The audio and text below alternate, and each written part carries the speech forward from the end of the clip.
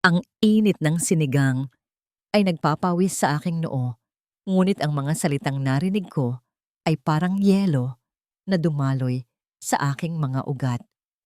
Walang kwenta si Tala, ginagamit lang siya ni Dante para sa utang na loob ni tatay mo. Ang boses ni Celestine ay parang sipol na matalim na tumagos sa manipis na kahoy ng pinto ng kusina. Ang isang kamay ko ay nakahawak sa tasa ng lugaw na ibibigay ko sana kay Doña Sol. Ang isa naman ay nanlamig, parang biglang nawalan ng laman. Narinig ko rin ang tawa ni Lorenzo. Hindi ito tawa ng kagalakan, kundi tawa ng pangungutya. Ang mga salitang yon ay hindi lang sumira sa aking pag-asa, kundi nagpaliwanag sa lahat ng malamig na tingin at bigat ng dibdib na nararamdaman ko sa bahay na ito, utang na loob. Isang malaking utang na loob na nag-ugat sa nakaraan na ngayon ay naging tali. Tanikala na nagtatali sa akin sa taong naniniwala na ang lahat ay may presyo. Kahit ang pagmamahal, akala ko, ang aking puso at ang aking tapat na serbisyo kay Doña Sol ay nagbigay sa akin ng halaga.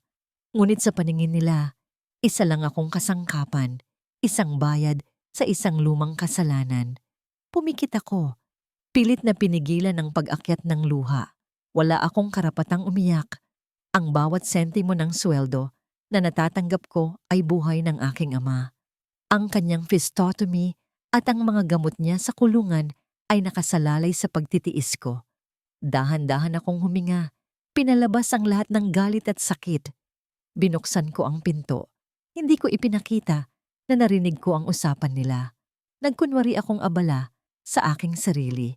Hindi ako ang tala na madaling masira. Doña Sol, mahina kong tawag. Ngumiti ang matanda.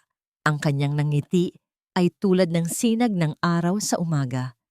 Ito ang tanging liwanag ko sa loob ng malaking mansyon na ito na puno ng mga anino at lihim.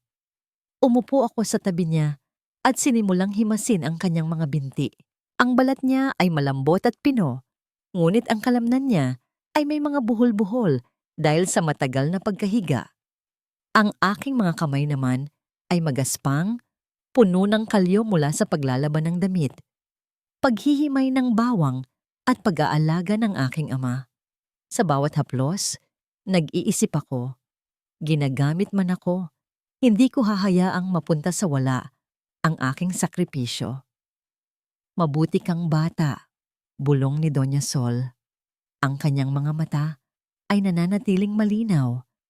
Kahit na ang kanyang isip ay parang ulap, bigla siyang nagulat, parang may isang bagay siyang naalala.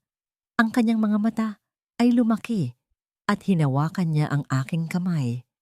Ang kanyang mga daliri ay nagmamadali, parang naghahanap ng isang bagay. ALTER. Ang susi. Kunin mo.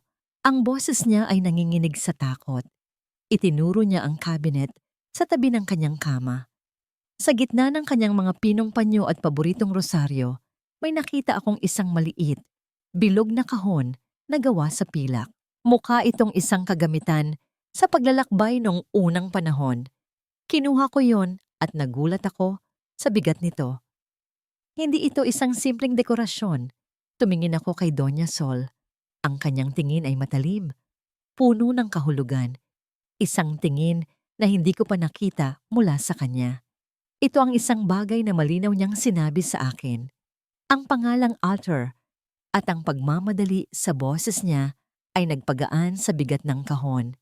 Nang marinig ko ang pagbukas ng pinto sa ibaba, mabilis kong itinago ang kahon sa ilalim ng aking unan, sa ilalim ng mga matibay na tela ng damit na kailangan kong plantsahin. Ang lugaw sa aking lalamunan ay biglang nagiging lason. Pagkatapos kong pakainin si Doña Sol, sinimulan kong ayusin ang kanyang silid. Sa ilalim ng kanyang matibay na kutsyon, may natuklasan akong isang maliit na botelya. Ang bote ay plastic, hindi tulad ng mga gamot na lagi kong ibinibigay sa kanya. Ang kulay ng laman nito ay mas matingkad. Ito ay hindi hinala, kundi isang katotohanan. Sa sandaling iyon, ang sakit ng pagtataksil ng utang na loob ay nawala. Napalitan ito ng isang malamig at matalim na pangunawa. Merong gustong pumatay sa babaeng ito. Ang aking pulso ay nagsimulang tumibok ng malakas. Hindi ako naglakas loob na ilabas ang botelya. Natatakot na baka makita ako. Ngunit sa aking bulsa, dahan-dahan kong inilabas ang kaunting pulbos mula sa tableta na ibinigay ko kay Doña Sol kaninang umaga. Itinali ko ito sa gilid ng isang panyo. Ang aking mga daliri ay nanginginig, hindi sa takot, kundi sa pagkaalarma. Nabalik lamang ang diwa ko nang may makita akong anino sa gilid ng pinto. Si Lorenzo. Ang kanyang bibig ay nakangiti, ngunit ang kanyang mga mata ay walang buhay. May hinahanap ka ba, Tala? Ang kanyang tanong ay mapayapa, ngunit may tinig na bakal sa likod. Nagkunwari akong abala sa pagpapantay ng mga kumot. Wala po, Tito Lorenzo. Hinahanap ko lang ang nawawalang kusing ko. Kailangan ko pa ring magtipid para sa gamot ng aking ama. Alam niyo na, mahal ang buhay ngayon. Ang isang maliit na pamalo ay lumitaw sa gilid ng aking kamay, parang hindi sinasadya. Ang pamalo ay hindi niya pinansin, ngunit ang kanyang tingin ay nanatiling matalim. Masipag ka talaga, Tala. Huwag kang mag-alala. Ang kapalit ng sipag mo ay mas malaki pa sa iniisip mo. Basta, huwag mo lang istorbohin ang mga bagay na hindi mo dapat. Ang salitang istorbohin ay tumagos sa akin. Alam niya na may narinig ako. Alam niya na nakakita ako ng isang bagay. Nang umalis siya, tumayo ako. Sa labas, ang hangin ay biglang nagbago. Ang kulay ng kalangitan ay parang abo. Hinawakan ko ang pilak na kahon na nakatago sa ilalim ng unan. Ang bigat nito ay parang isang selyo, isang pangako. Tumingin ako sa labas ng bintana, sa daanan patungo sa silid ni Dante. Hindi ko siya mapagkakatiwalaan. Tinatawanan niya ako, pero hindi ako hahayaang mabuhay ang kasamaan sa harap ng aking mga mata. Pumunta ako sa silid ni Dante. Hawak ko ang botelya ng gamot sa isang kamay at ang kahon na gawa sa pilak sa kabilang kamay. Ngayon, ano ang mas masakit? Ang katotohanan na ginagamit lang ako o ang katotohanan na may isang inosenteng buhay na unti-unting pinapatay sa aking tabi? Ang pintuan ng silid ni Dante ay nanatiling sarado. Sa huling sandali, ang aking kamay ay umatras mula sa doorknob. Hindi ako naglakas loob na kumatok. Kung papasok ako at sasabihin ko sa kanya ang tungkol sa gamot, malamang ay tatawagin niya akong baliw.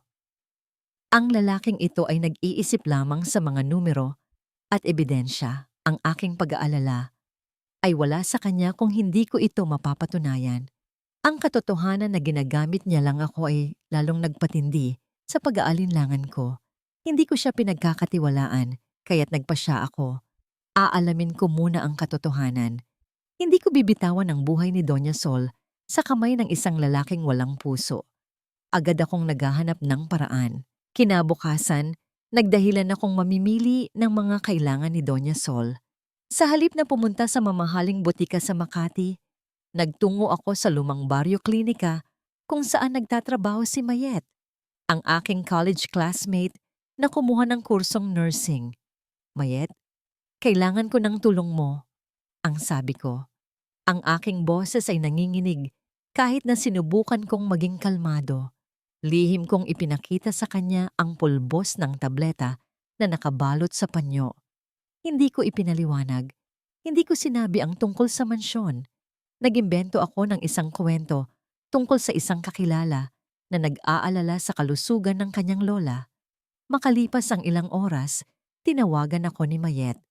Ang kanyang tinig sa telepono ay seryoso at malungkot. Tala, hindi lang ito simpleng gamot sa pangangati.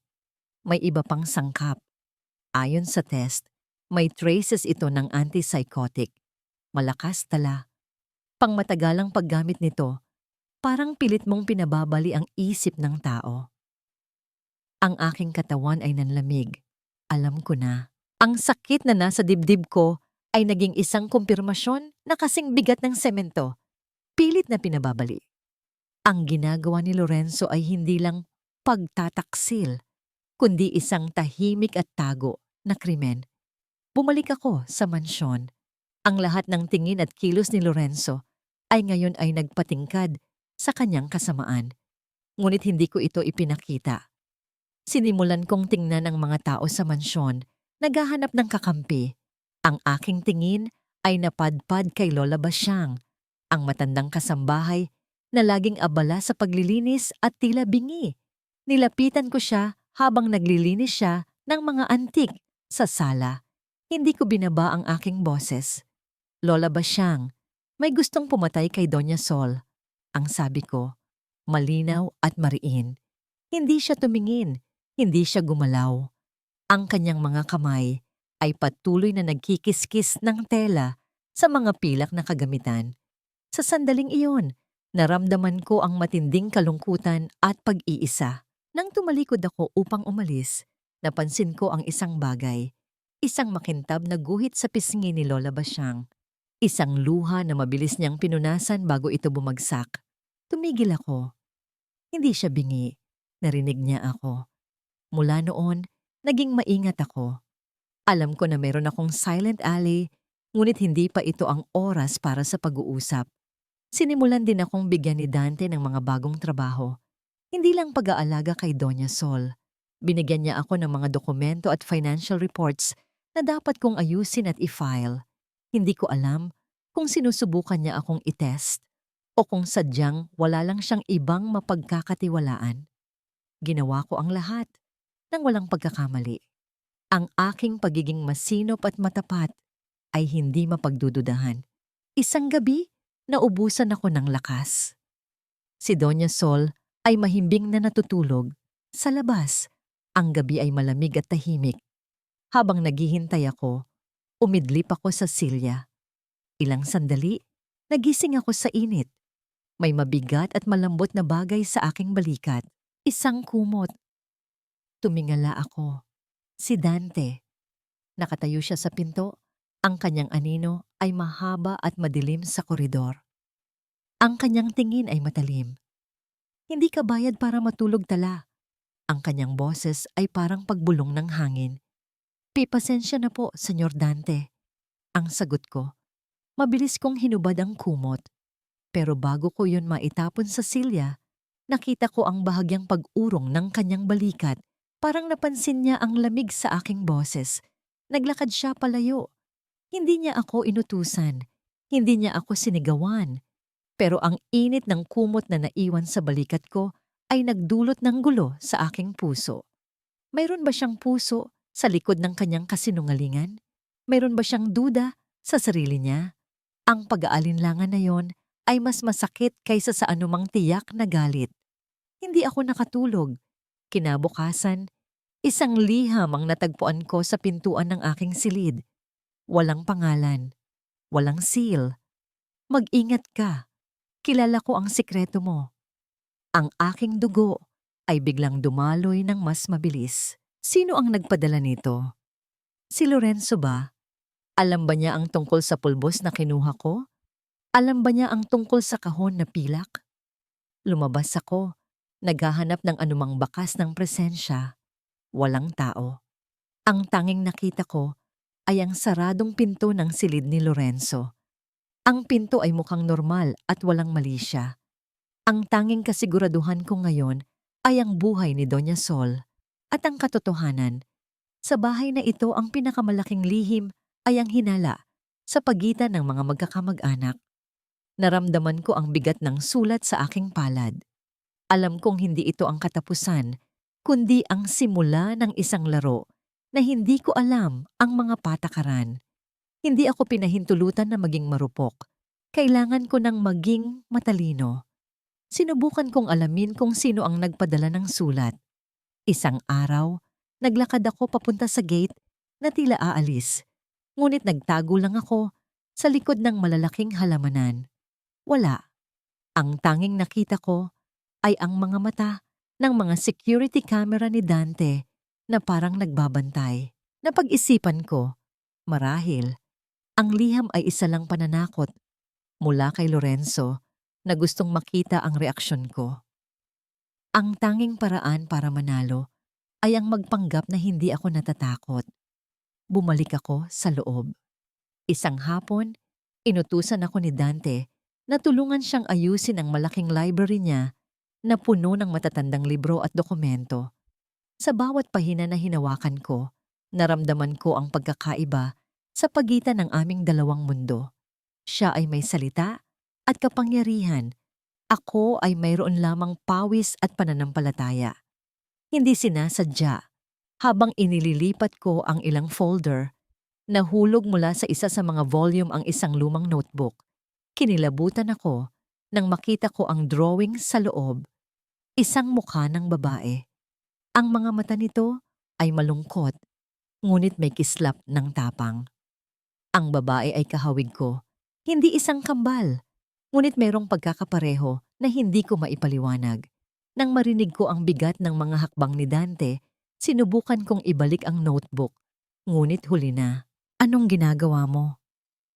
Ang kanyang boses ay malamig, na may halong pagbabanta at pagkasindak. Mabilis siyang lumapit at kinuha niya ang notebook.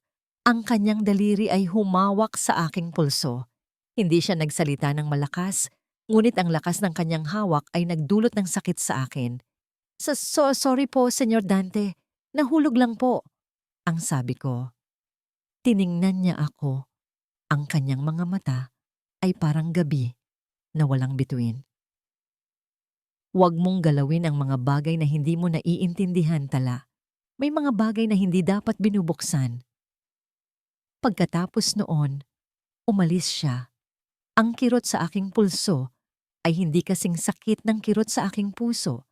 Sino ang babaeng yon? Isa ba siyang lihim?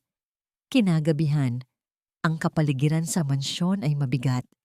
Hindi pa ako nakakita ng ganitong katahimikan. Pagkatapos ng hapunan, nararamdaman ko ang amoy ng whiskey na lumulutang mula sa kanyang opisina.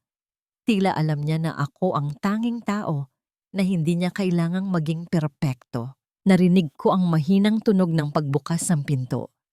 Si Dante. Ang kanyang buhok ay gulo-gulo. Ang kanyang mga mata ay pula dahil sa pag-inom. Ang kanyang tingin ay malungkot at walang malay. Hindi siya nagtanong tungkol sa trabaho. Hindi niya ako inutusan. Lumapit siya. Ang kanyang tingin ay nakatitig sa aking mga mata. Gusto mo ba akong iwan, Tala? Ang kanyang boses ay basag, tulad ng salamin na nahulog sa simento. Hindi ko po kayo maintindihan, ang sagot ko. Ngunit ang aking puso ay nagsimulang tumakbo ng mabilis. Umupo siya. Ang lahat ng nagmamahal sa akin ay umuuna o nagkukunwari. Ang mami ko, ang babaeng yun. Ikaw lang ang nanatili. Sa sandaling iyon, nakita ko ang tao sa likod ng titulo. Isang lalaking nasaktan at nag-iisa. Hindi ako nag-isip. Lumapit ako at hinawakan ang kanyang kamay. Ang aking kamay, na puno ng kalyo at pawis, ay nag-aalok ng comfort sa kanyang kamay na malaki at makapangyarihan. Hindi po ako aalis hanggat hindi pa po magaling si Doña Sol. Iyan ang trabaho ko, ang sabi ko. Ngunit ang katotohanan ay, hindi ko alam kung bakit ako nanatili. Niyakap niya ako. Ang kanyang pagyakap ay hindi malakas at agresibo, kundi mahinahon at desperado. Ang aming mga katawan ay nagkaisa sa loob ng silid na dilim at katahimikan.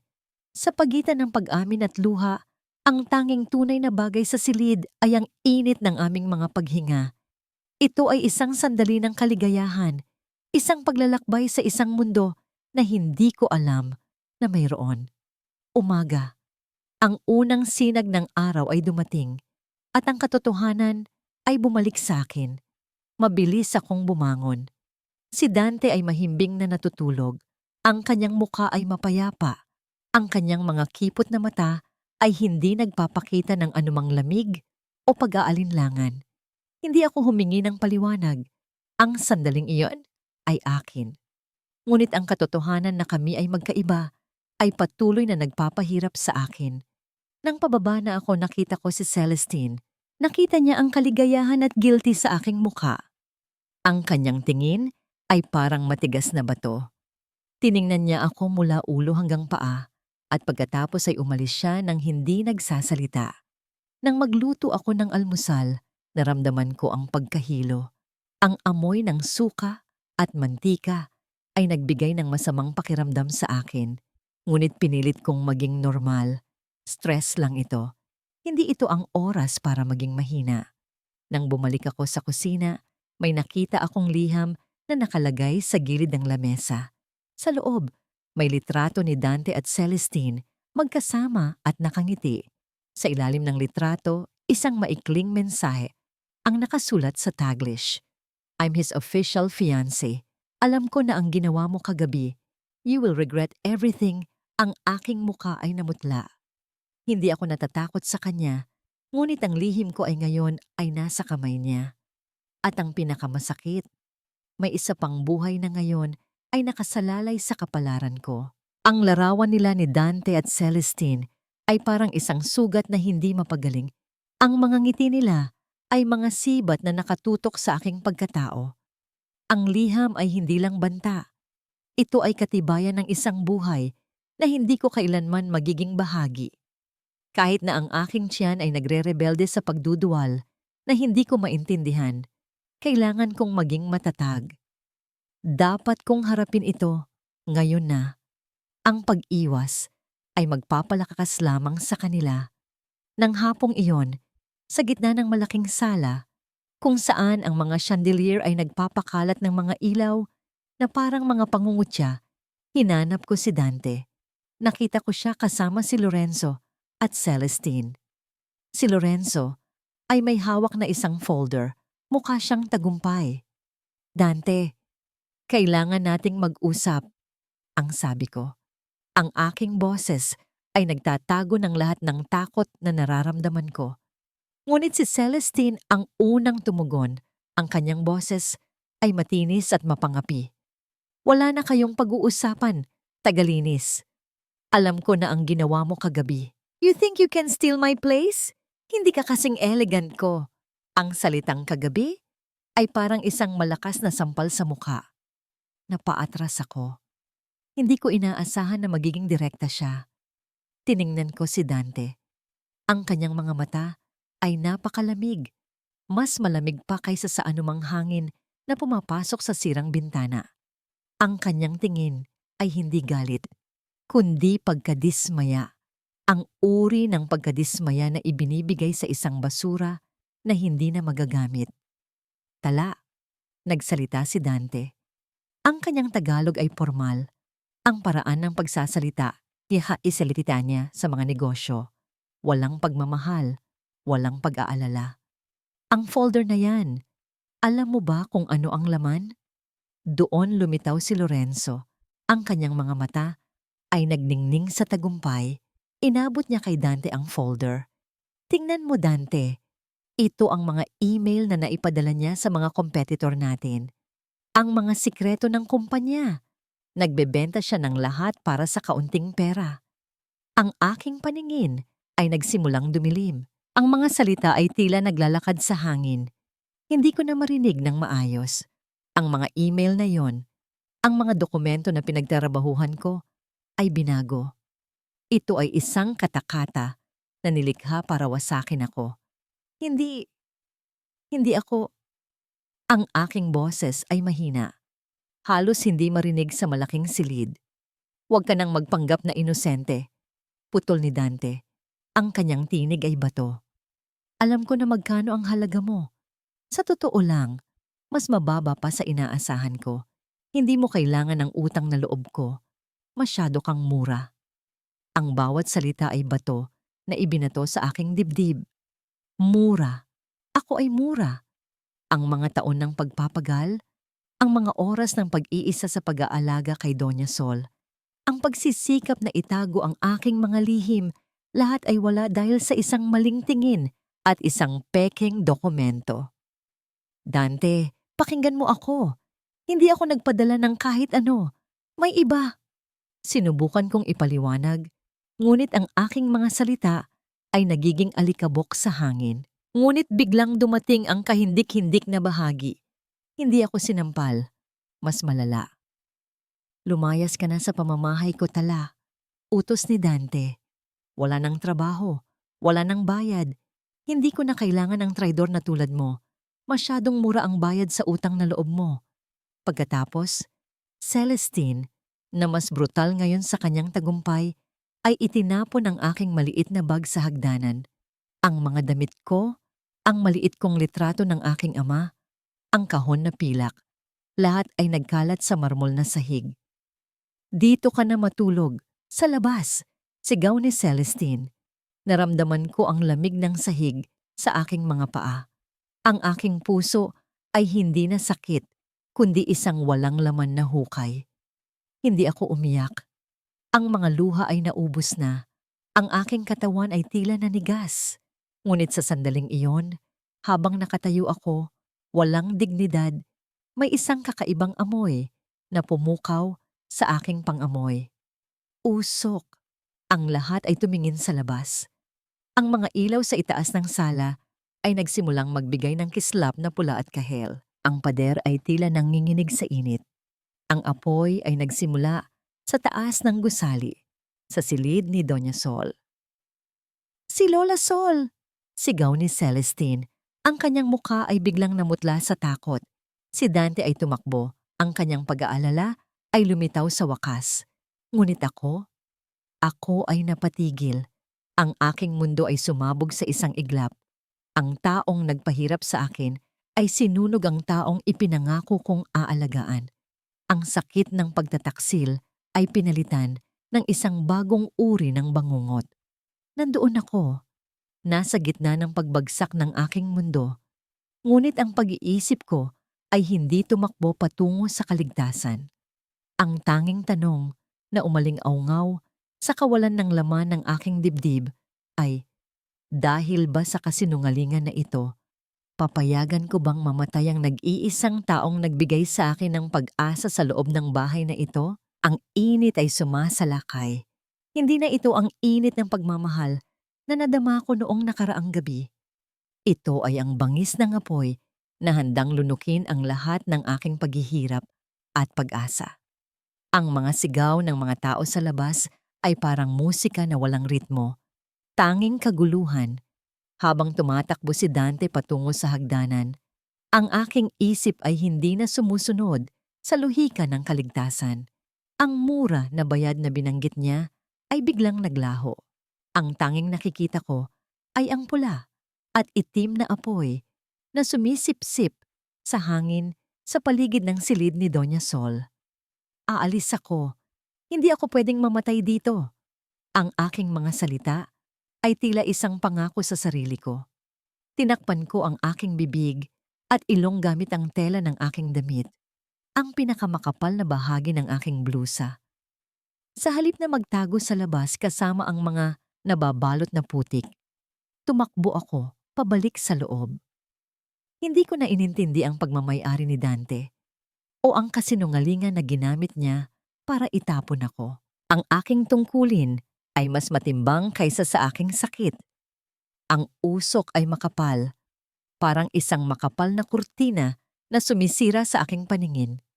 Ang mga bahagi ng kisame ay nagsisimulang mag-iba, ang kulay at bumagsak sa lupa. Ang init ay sumusunog sa aking balat, ngunit ang aking mga paa ay patuloy na gumagalaw patungo sa silid. Nang marating ko ang silid, nakita ko si Doña Sol na nakahandusay malapit sa kama. Halos wala ng malinaw na paghinga. Doña Sol! Ang aking sigaw ay nawala sa malakas na pag-ugong ng apoy na kumakain sa mga kahoy ng bahay. Sa isang mabilis na paggalaw, binuhat ko ang kanyang malambot na katawan. Napakabigat niya, ngunit ang pagmamahal at pangangailangan ay nagbigay sa akin ng lakas na hindi ko inakala na meron ako. Sa aming pag-alis, sa mismong tulay ng apoy at usok, ang mga mata ni Doña Sol ay nagningning ng malinaw. Ang kalamnan sa kanyang leeg ay humigpit at siya ay bumulong. Ang kanyang boses ay kasing linaw ng kristal. Salamat. Si Lorenzo. Siya. Bago pa man niya matapos ang salita, ang kanyang mga mata ay muling nagbago. Ang katalinuhan ay naglaho at siya ay bumalik sa kanyang walang malay na pagtulog. Ngunit sapat na yon. Ang pangalan ay narinig ko. Si Lorenzo. Inilabas ko siya sa pintuan sa likod kung saan naghihintay na si Lola Basyang. Ang kanyang muka ay putla at walang emosyon. Dito ka na lang, Lola. Kailangan ko siyang dalhin sa labas. Wala na akong panahon. Sa sandaling iyon, narinig ko ang tunog ng mga sasakyan na lumalapit. Si Dante at ang mga pulis na dala niya ay naroon na. Tala, bumalik ka. Huwag kang pumasok. Ang sigaw ni Dante, ang kanyang boses ay puno ng takot. Takot na hindi dahil sa aking kaligtasan, kundi dahil sa pagkawala ng kanyang solusyon. Ngunit huli na ang lahat. Inilabas ko si Doña Sol sa ulan na umaapaw. Bago ako tuluyang lumayo, huminto ako. Tumingin ako sa likod, sa mukha ni Dante, na ngayon ay nanginginig sa usok at sa pagkabigo sa sarili niya. Ngunit may isa pang bagay na kinuha ko. Bago ako tumakas, dumaan ako sa opisina ni Lorenzo. Sa desk niya, may isang malaking lalagyan ng mga kutsara na ginagamit ni Doña Sol. Sa ilalim ng lalagyan, nakita ko ang isang maliit na vial na kasing kulay ng tubig na lason. Kinuha ko ito at isinilid sa aking damit. Hindi ako aalis na walang tumalikod ako. Tumingin ako sa apoy na kumakain sa bahay. Sinunog ng apoy ang paniniwala ko sa kanya. Sa isang madilim na eskinita sa gilid ng kalsada, naramdaman ko ang matinding pagkahilo. Ang ulan ay bumubuhos at ang aking tiyan ay lumulubha.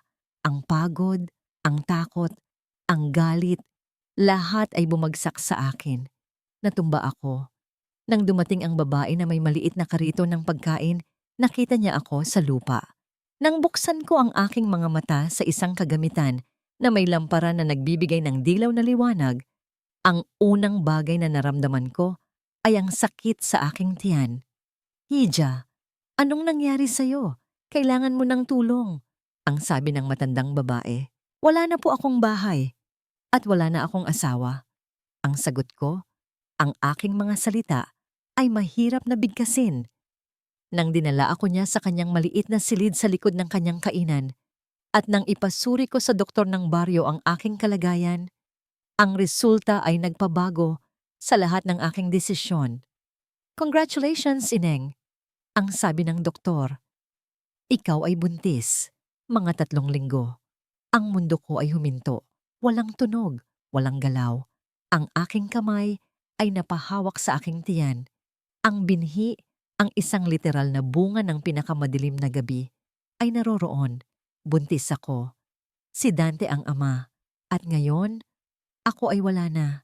Napababa ako sa sahig, sa kanyang pinaglalatagan na materyales. Walang mga pader na magpoprotekta sa akin. Ang pagkadismaya ay napakalaki, na parang nawasak ang aking kaluluwa. Ganoon na lang ba? Para sa isang kasinungalingan, ibinigay ko ang lahat, pati ang kinabukasan ng anak ko? Ang tanong na ito ay hindi para kay Dante. Ito ay para sa Diyos. Ngunit nang maramdaman ko ang paggalaw ng aking sinapupunan, ang galit ay biglang naging bakal. Hindi ka magiging biktima, anak ko. Ang utang na loob na yan ay tapos na. Ang krimen na ito ay may katumbas. Tayong dalawa, magsisimula tayo dito, sa alikabok na ito, at aakyatin natin ang tuktok, mag-isa. 5 taon. 5 taon na ang nakalipas mula nang ang apoy ang sumira sa aking nakaraan. Ang mga labi ng mga pader ng bahay ng Salvatore ay naging tanda ng isang bangungot na hindi ko na muling haharapin. Ngayon, ang aking mundo ay hindi gawa sa marmol, kundi sa table ng kusina na kahoy, at ang aking imperyo ay ang Sinag's Kitchen. Isang maliit na karinderya sa isang mas kalmadong bahagi ng lungsod. Ang pangalan nito ay nagmula sa Sinag, ang aking anak, ang aking liwanag, ang hininga ng aking bagong buhay, ang aking mga kamay, na minsan ay nanginginig sa takot, ngayon ay matatag habang humahawak sa sandok. Ang amoy ng pinirito, ng bawang, ng luya na nagpapalabas ng singaw ay ang perfume ng aking kalayaan. Si Sinag ay 4 na taong gulang. Siya ay matangkad para sa kanyang edad, may matalas na tingin, at ang katalinuhan niya ay parang salin ng katalinuhan ng kanyang ama. Ngunit ang kabaitan niya ay purong tala. Siya ang aking dahilan para gumising at ang aking proteksyon laban sa mundo. Natapos na ang utang na loob, ginamit ko ang barya na ibinigay ni Lola Basyang, hindi ang ginto, kundi ang mga lihim na dala nito, upang unti-unting makabili ng mga shares ng kumpanya at tulungan ang aking ama na makalaya at magpagamot. Ang aking ama ay malusog na ngayon at kasama ko. Nag-aalaga kay Sinag habang ako ay nagpapatakbo ng aking negosyo. Isang araw ng kasagsagan sa aking kainan. Ang mga tao ay nakapila para sa aking adobong manok. Isang putahe na mas masarap kaysa sa anumang fine dining. Nagtatawanan ang mga customer, nagkukwentuhan tungkol sa mga chismis ng Makati. Alam mo ba, Mare? Naririnig ko na si Dante Salvatore, ang Bauden, ay lalong naging bangungot sa kumpanya. Hindi na siya nakikipag-usap kanino man. Parang multo na lang siya. Oo nga, sis. Sabi nila, hindi na siya nag-asawa. Hindi na rin daw siya nagpakita sa mga party. Pinahiran ko ang aking noo gamit ang likod ng aking palad. Pinilit na walang emosyon ang aking mukha. Ang pangalan niya ay isang sakit na matagal ko nang iniwasan. Hindi ko na inisip ang kagandahan niya o ang init ng sandaling iyon. Ang sakit ng kanyang pagtataksil ay nagbigay sa akin ng proteksyon laban sa pangungulila. Pagkatapos ng tanghalian, nagpa siya akong pumunta sa pampublikong palengke upang bumili ng sariwang isda, ang pinakamahusay na sangkap para sa sinigang bukas. Nang ako ay naglalakad sa gitna ng mga nagtitinda at mga mamimili, ang liwanag ng araw ay tila biglang humina. Nakita ko ang isang sasakyan na itim, makintab at napakalaki, na tila hindi kabilang sa kapaligiran ng palengke. Ang mga tao ay nagbigay daan sa pagdaan nito. Sa loob ng kotse, nakita ko ang isang anino, isang lalaki na may mukhang pamilyar. Ang kanyang tindig ay matigas, ang kanyang linya ng baba ay pamilyar. Habang ang sasakyan ay dahan-dahang gumagalaw, isang bata ang naglaro sa gilid ng kalsada. Habol ang isang bola na napunta sa daanan ng sasakyan. Mama! Isang maliit na tinig ang tumagos sa aking tainga. Dali-dali akong tumakbo, ang aking mga paninda ay naiwan. Tumakbo ako, walang pakialam sa aking maruming damit o pagod na katawan. Inabot ko ang bata at hinila siya palayo sa daanan ng sasakyan. Nang huminto ang sasakyan, ang pintuan ay dahan-dahang bumukas. Doon ko nakita ang mukha, Dante Salvatore, ang kanyang mahabang mga pilik mata, ang matalim na mga mata. Ngunit ang mga mata na yon ay napakalaki ngayon, nakatitig hindi sa akin, kundi sa bata na nakahawak sa aking baywang. Ang kanyang labi ay bahagyang nanginginig. Hindi siya nakangiti, hindi siya galit. Siya ay tulad ng isang estatwa na biglang nabuhay at hindi alam kung ano ang gagawin. Ang aming mga mata ay nagtagpo. 5 taon ng galit at sakit ang naroon sa pagitan namin. Ngunit sa mga mata ni Sinag, nakita ko ang isang refleksyon na hindi maikakaila. Sino ang batang yan? Ang tanong ni Dante. Ang kanyang tinig ay hinihingal. Nawawala ang lahat ng pagiging Bauden. Ang aking puso ay nanigas. Ang aking bibig ay pumiyok. Hindi ko na kayang magpanggap na wala siyang kinalaman sa buhay ko. Ngunit bago ako makasagot, may naramdaman akong presensya sa likuran ko. Ang isang anino ay lumalapit. Ito ay si Dante. Nang maramdaman ko ang presensya ni Dante sa aking likuran, ang aking unang reaksyon ay ang kunin si Sinag at italakay siya papalayo. Ang aking mga kalamnan ay nanigas sa biglaang banta. Ang kaligayahan ng aking bagong buhay ay tila nakasalalay sa aking mabilis na paggalaw. Ngunit si Dante ay mas mabilis. Ang kanyang kamay ay nahawakan sa aking braso, hindi mahigpit, ngunit sapat na para pigilan ako. Tala. Ang kanyang boses ay iba. Hindi ito ang malamig na boses ng negosyante o ang galit na tinig ng nagmamay-ari. Ito ay hinihingal, puno ng pagtataka at kaba. Binitawan ko si Sinag na nagtago sa likod ng aking mga binti. Ang bata ay nakatingin kay Dante. Ang kanyang maliit na noo ay nakakunot. Siya, sino siya? Tanong ni Dante. Ang kanyang mga mata ay hindi maalis kay Sinag. Ang bata ay nag-krus ng kanyang mga braso sa kanyang dibdib. 1 kilos na eksaktong kapareho ng kilos ni Dante kapag siya ay nag-iisip. Ang palengke sa paligid namin ay tila nawala. Ang amoy ng isda at bawang ay napalitan ng amoy ng kanyang mamahaling pabango na nagbabalik ng 5 taon ng pighati. Wala kang karapatang magtanong, ang sagot ko. Ang aking tinig ay matigas. Wala ka ng koneksyon sa buhay ko. Umalis ka na. Ngunit si Dante ay hindi gumagalaw. Ang kanyang tingin ay nakapako kay Sinag. Ang mga mata, ikaw. Bulong niya. Sa sandaling iyon, isang itim na sasakyan ang huminto sa harap ng aming kinatatayuan. Mula rito, lumabas si Lorenzo. Ang kanyang kasuotan ay mamahalin at ang kanyang namngiti ay pekeng at matalas. Nakita niya si Dante at pagkatapos ay nakita niya ako.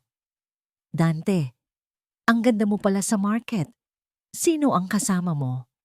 Tumawa si Lorenzo, isang tawa na walang kaluluwa tulad ng sinasabi sa Kabanata 1. Ngunit may kakaiba kay Lorenzo. Ang kanyang tiwala ay sobra at sa kanyang mga mata na nakita ko ang takot na nakabalot sa kapalaluan. Lorenzo, sabi ni Dante, ang kanyang tono ay nagbabala. Bakit ka nandito? Ako ba ang tinatanong mo? Dapat ako ang magtanong sa'yo. Bakit ka nakikipag-usap sa mga basahan habang nagpaplano akong kunin ng kumpanya? Napatigil ako. Kunin ng kumpanya? Ang tunggalian na ito ay hindi pa tapos. Agad akong kumilos. Hinila ko si Sinag. Tara na, anak. Tala. Hintay! Sigaw ni Dante, ngunit pinigilan siya ni Lorenzo. Hayaan mo na sila, Dante. Ang mukha ng bata, nakakagulat. Parehas na parehas kayo ni Dante noong bata ka pa, sabi ni Lorenzo. Ang kanyang ngiti ay mapanganib. Pero alam mo, Dante, may mga lihim ako na hindi mo alam tungkol sa mga email na yon. At may mga tao na tumutulong sa akin na manatiling malaya. Ang banta ay malinaw. Si Lorenzo ay may hawak na baraha na hindi ko alam. Sa takot para kay Sinag, mabilis kaming umalis. Nang makarating kami sa safe house, ang maliit na apartment na binayaran ko ng pinaghirapan ko, agad kong ipinatawag ang aking abogado, si attorney Ben, ang matalik na kaibigan ng aking ama na nagbigay sa akin ng payo noon. Tala, kailangan nating maging handa. Kung makakahanap si Lorenzo ng paraan para makalaya, ibig sabihin may suhol na nangyari. Kailangan mo ng proteksyon para sa inyong dalawa ni Sinag at kailangan nating makipag-ugnayan kay Lola Basyang. Nang araw ding iyon, habang pinapanood ko si Sinag na naglalaro ng marble sa sahig, ang aking telepono ay nagbigay ng hudyat, isang number na hindi ko kilala. Hello? Ang boses sa kabilang linya ay pamilyar at nagdudulot ng kaba. Tala. Patawarin mo ako. Hindi ko alam. Kailangan nating mag-usap. Ang pagkabalisa ay nawala at napalitan ng pag-iisip. Huli na ba ang lahat para sa paghingi ng tawad? Wala tayong pag-uusapan, Dante. Ang sagot ko, ang aking tinig ay matigas at walang emosyon. Kung gusto mong makita ang anak mo, dumaan ka sa abogado ko. Ang aking tinig ay tila nagmumula sa isang malayo at matigas na lugar. Ang paggamit ng abogado ay isang pader na itinayo ko sa pagitan ng nakaraan at ng aking kasalukuyan. Hindi ko nahahayaang makalapit muli ang lamig ni Dante sa aking buhay at sa buhay ni Sinag. Ang pagpupulong ay naganap sa opisina ni attorney Ben, isang lugar na puno ng mga libro at kahoy na nagbibigay ng kasiguraduhan at profesionalismo. Si Dante ay nandoon, ngunit siya ay iba. Ang kanyang kasuotan ay formal, ngunit ang kanyang mukha ay pagod at nasira. Tala, nagsimula si Dante, ngunit pinutol siya ni Attorney Ben. Mr. Salvatore, ang unang usapan ay tungkol sa visitation rights ni Sinag. Hindi ito usapin ng puso sa ngayon. Ito ay tungkol sa batas at responsibilidad. Nakinig ako ng tahimik. Ang aking mga kamay ay nakakuyom sa ilalim ng mesa. Hindi ako pumayag na maging sentro ng drama sa silid. Pagkatapos ng mga legal na detalye, nang umalis na si attorney Ben para kumuha ng dokumentasyon, kaming dalawa na lang ang naiwan. Tala, hayaan mo akong magpaliwanag. Ang sabi ni Dante, ang kanyang boses ay pabulong. Ang mga email, peking lahat, natuklasan ko. Si Lorenzo, inilabas niya ang lahat ng kasamaan niya. Tiningnan ko siya.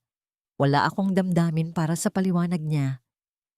Hindi ko kailangan ng paliwanag mo para sa email, Dante. Kailangan ko ng paliwanag kung bakit ang pagtataksil ko ay naging mas madali para sa'yo kaysa sa pagtitiwala sa akin. Ang kanyang mukha ay nagkulubot sa pighati. Dahil sa nanay ko. Dahil sa nakaraan. Natatakot ako na ang lahat ng kainaman ko ay mawawala ulit. Hindi ako nag-isip, Tala. Nag-react ako. Nawasak ako nang isipin kong niloko mo ako. Pagkatapos mong umalis, nawala ang lahat ng kulay sa mundo ko. Sa sandaling iyon, naramdaman ko ang isang kakaibang bagay. Hindi ito pag-ibig, ngunit pag-unawa sa kalaliman ng kanyang sakit. Ang krimen mo ay hindi ang pagtataksil mo, Dante.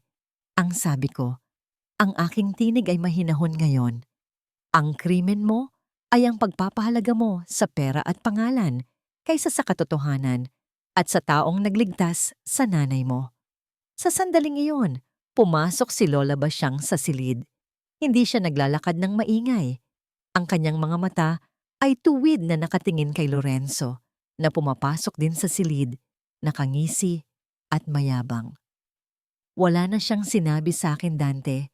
Hindi ko alam kung ano ang nangyari sa bahay. Ang sabi ni Lorenzo, ang kanyang pagkukunwari ay halata. Ngunit si Lola Basyang ay naglakad patungo sa mesa. Hinawakan niya ang isang kahon, hindi ang pilak na kahon ni Doña Sol, kundi isang kahon na gawa sa kahoy na may matandang disenyo. Lorenzo, ang sabi ni Lola Basyang, ang kanyang boses ay malinaw, hindi bingi. Narinig ko ang lahat at nakita ko ang lahat. Si Lorenzo ay namutla. Lola, wala akong ginagawa.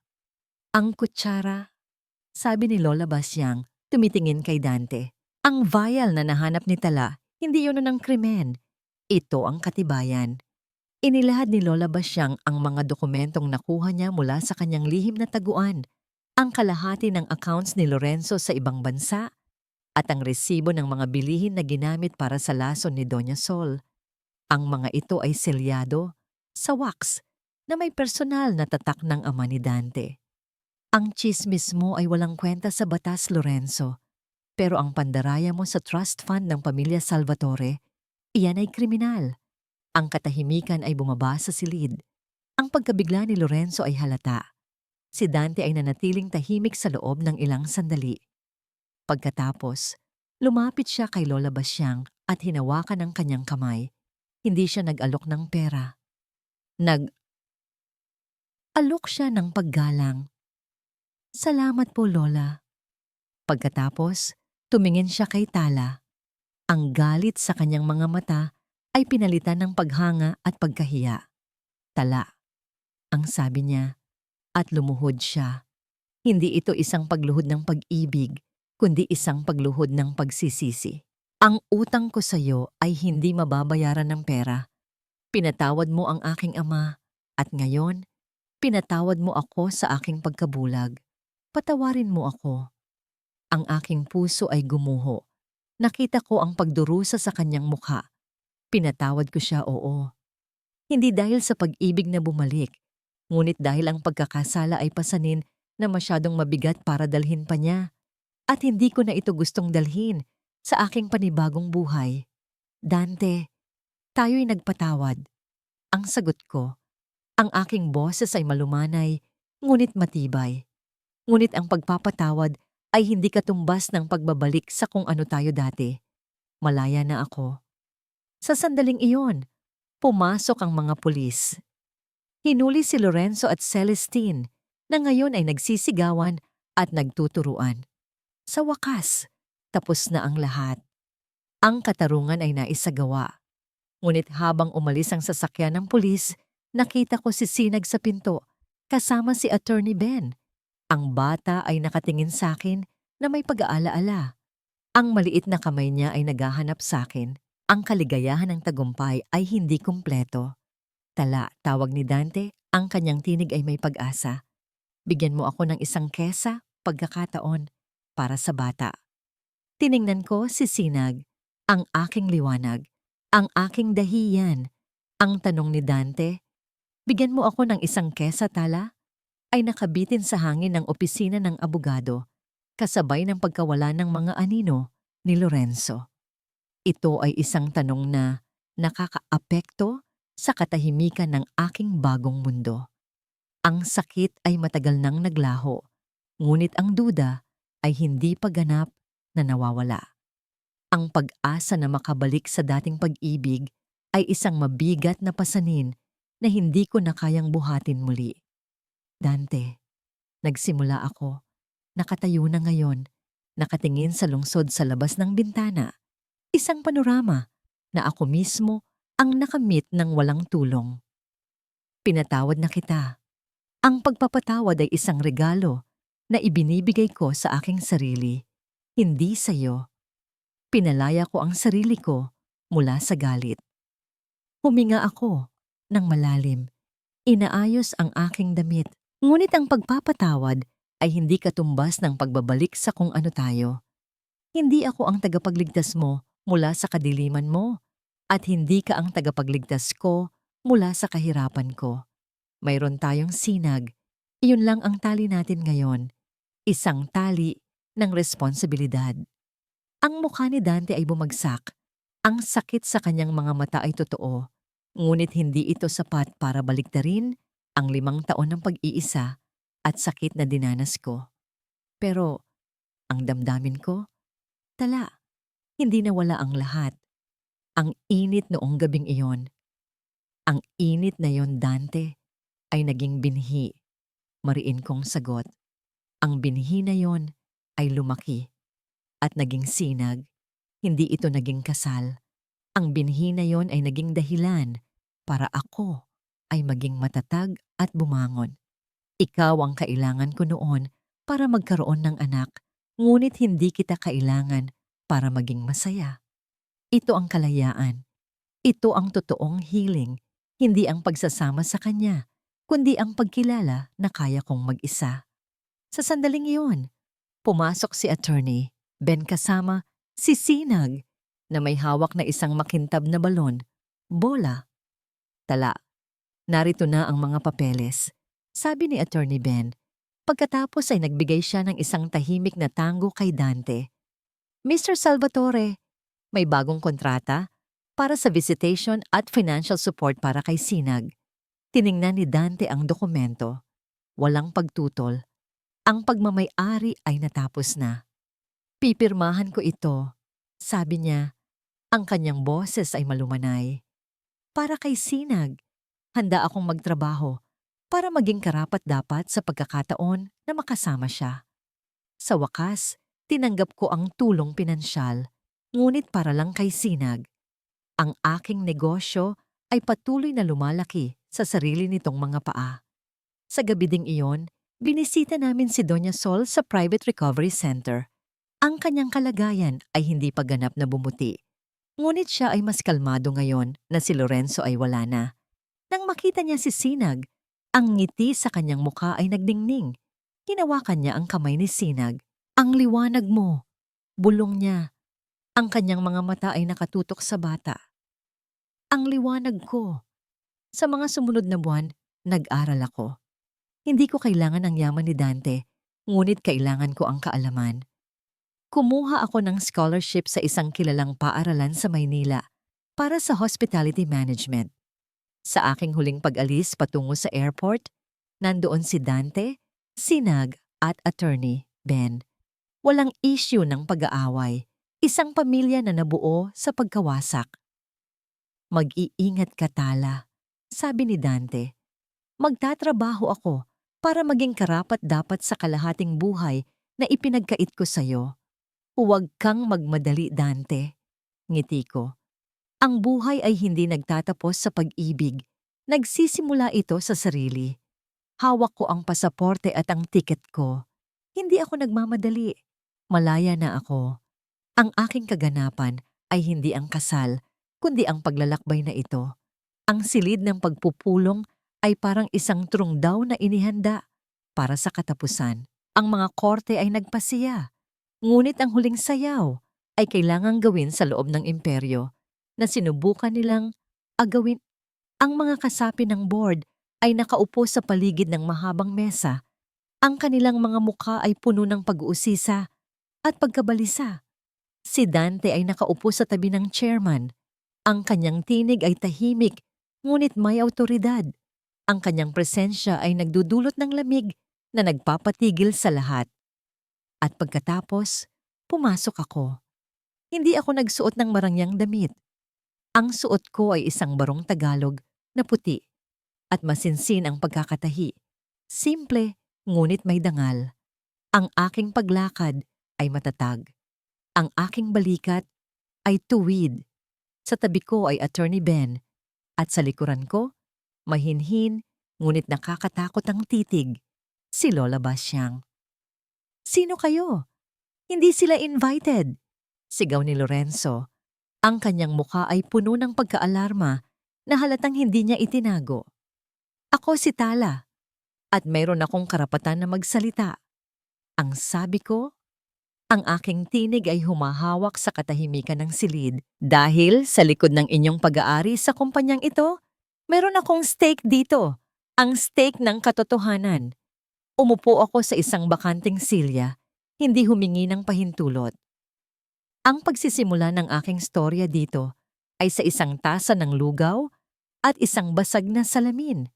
Ngunit ang pagtatapos ay hindi magiging drama na inyong inasahan. Nagsimula akong iladlad ang mga ebidensya. Hindi ako nag-aksaya ng oras sa damdamin. Ginamit ko ang luhika at ang katibayan na inayos namin ni Lola Basyang. Ang laso na ibinigay kay Doña Sol ay hindi lang isang solusyon sa pag-iisip, kundi isang kasangkapan para sa pag-aari. Inilahad ko ang vial na nakuha ko sa apoy at pagkatapos ay ang kopya ng mga financial report na sinira at pinalitan ni Lorenzo. Si Lola Basyang ay tinitigan si Lorenzo at sa kanyang mga mata, walang awa. At ang pagsusuot ng wax seal ng pamilya Salvatore sa kahon na yon. Sabi ni Lola Basyang, itinuro ang kahon na kahoy. Iyon ay hindi lihim, kundi isang testamento na itinago ni Lorenzo. Ang kanyang utang sa ama ni Dante ay nagsisimula pa lang sa krimen na ito. Si Lorenzo ay namutla. Ang kanyang pananahimik ay mas malakas kaysa sa anumang sigaw. Isa kang traidor, Lorenzo. Wala kang karapatang hawakan ang pamana ng aking ama. Sigaw ni Dante. Ang pagkagalit ay lumabas sa kanya. Ngunit ito ay kontrolado. Hindi lang yan, dagdag ko. Ang aking tinig ay nanunuot.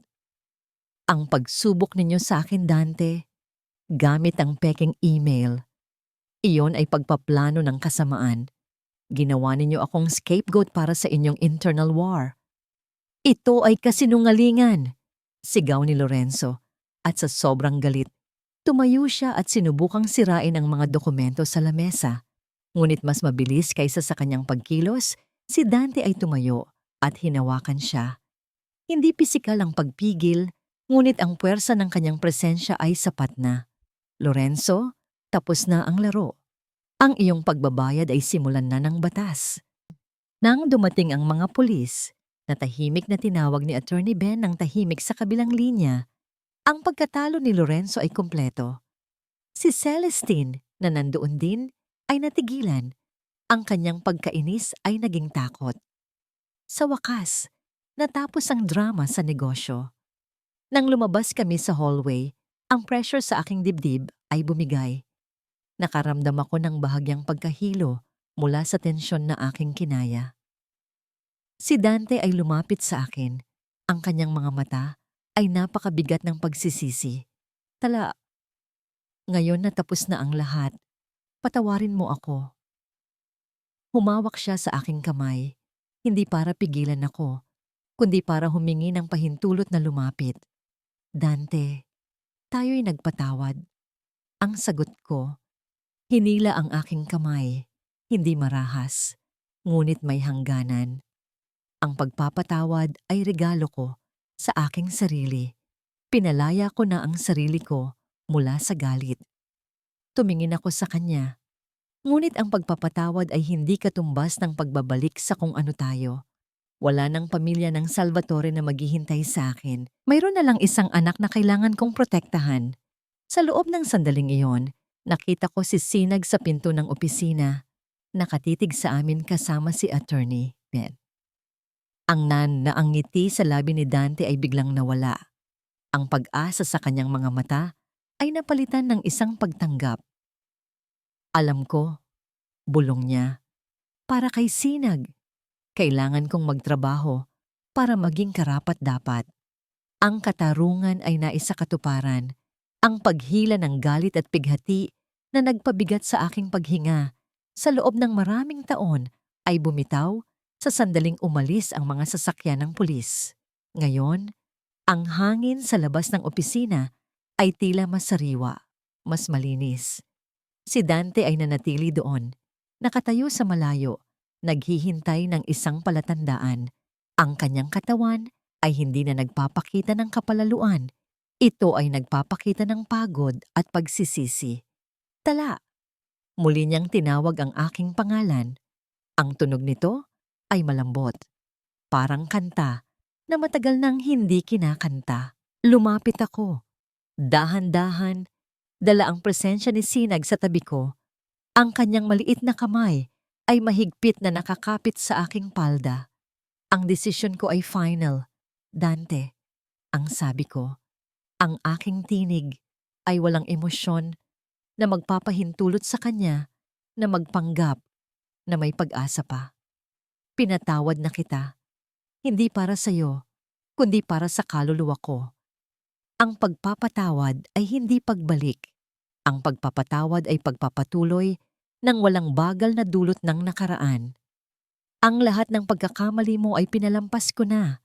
Ngunit ang katotohanan ay, ang init na naramdaman ko sa iyo noong gabing iyon, ang kaguluhan na nagdulot ng binhi ni Sinag, iyon ay isang kaganapan na hindi ko na kayang ulitin sa ilalim ng iyong pangalan.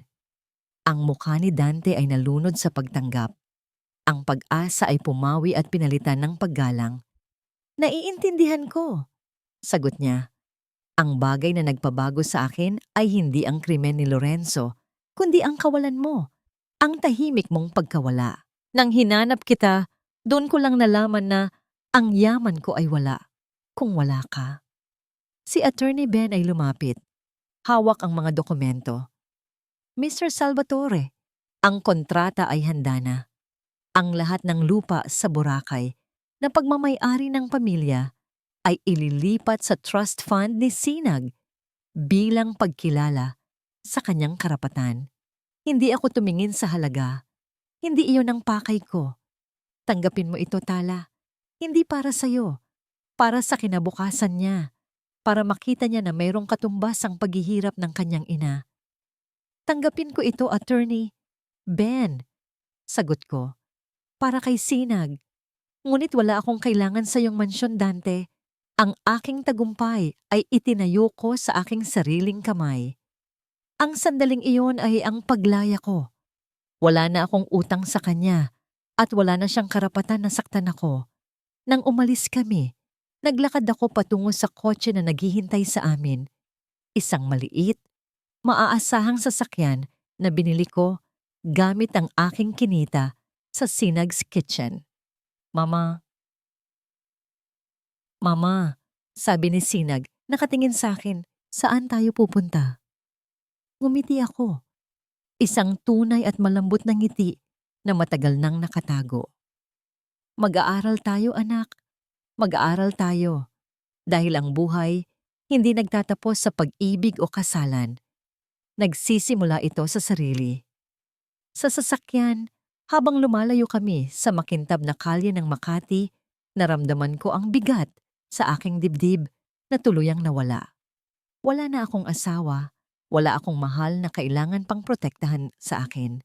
Mayroon lang akong anak at ang liwanag na dala niya, ang amoy ng sariwang kape at bagong lutong na tinapay ang bumati sa akin tuwing umaga. Ang Tala Culinary Institute, isang maliit na paaralan para sa mga kababaihan at ina na gustong magsimula sa negosyo, ay lumago at nagtagumpay. Ang aking pangarap ay naging isang katotohanan na sinusuportahan ng legacy ng aking sipag at ng pondo na iniwan sa trust fund ni Sinag. Ang buhay ay tahimik, maayos at makabuluhan. Si Doña Sol ay patuloy na nakatira sa isang tahanan na may pagmamahal. Ang kanyang kondisyon ay hindi na lumala. Kadalasan, tuwing bisita ko siya kasama si Sinag, ang kanyang mga mata ay nagpapakita ng katinuan. Tala, ang aking bituin, ang sabi niya minsan. Pagkatapos, ngumingiti siya kay Sinag, ang aking apo.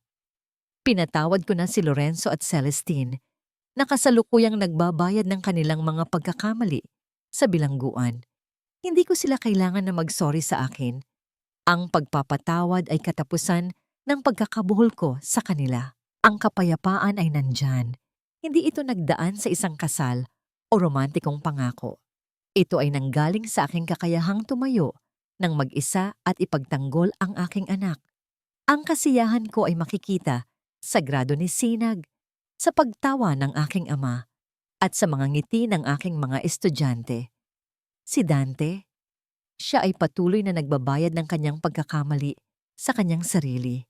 Siya ay mabuting ama kay Sinag. Ang kanilang bonding time ay nakaplano at may respeto. Ang pag-iwas ko sa pag-ibig ay naging lakas niya para mahanap ang isang bagay na mas mahalaga kaysa sa kumpanya, ang pagiging tao. Minsan, nagkikita kami sa eskwelahan ni Sinag. Walang haplos, walang halik. Isang pagbati lang. Ang galing ng pagpapalaki mo sa kanya, Tala, sabi niya minsan. Hindi ko kailangan ng praise mo, Dante. Ginagawa ko lang ang dapat kong gawin bilang ina. Ang sagot ko. At pagkatapos ay ngumiti ako sa kanya. Isang ngiti ng paggalang na walang pangako. Si Dante ay nagpumilit na ayusin ang kumpanya at itaas ang pamantayan ng etika ng negosyo. Ginagamit ang mga aral mula sa kanyang pagbagsak. Siya ay nanatiling buhay na mag-isa, nagtatrabaho para sa kinabukasan ng kanyang anak. Si Lola Basyang ay kinilala bilang isang bayani ng pamilya at binigyan ng malaking pensyon.